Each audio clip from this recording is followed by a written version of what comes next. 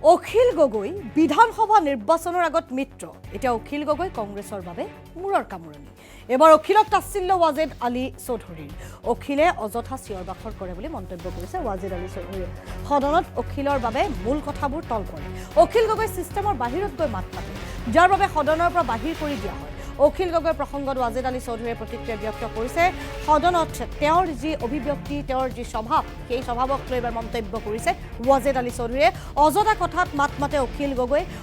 বিধানসভা নিৰ্বাচনৰ আগত মিত্ৰ হয় আৰু এতিয়া অখিল গগৈ কংগ্ৰেছৰ বাবে মূৰৰ কামুৰণি বুলি তেওঁ মন্তব্য কৰিছে এবাৰ অখিলক তাচ্ছিল্য কৰিছে ৱাজেদ আলী চৌধুৰীয়ে অযথা কিছু চিঞৰ বাখৰ কৰি থাকে অখিল গগৈ সদনত অখিলৰ বাবে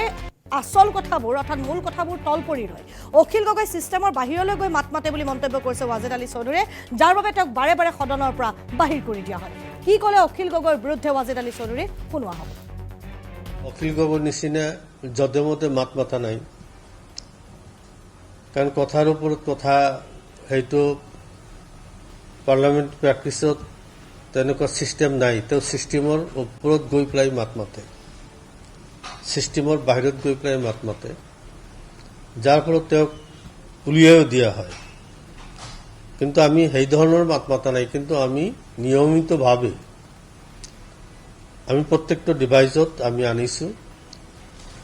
হাউজত যথেষ্ট আলোচনা কৰিছোঁ আমি অখিল গগৈৰ নিচিনা যধে-মধে মাত মাতা নাই কাৰণ কথাৰ ওপৰত কথা সেইটো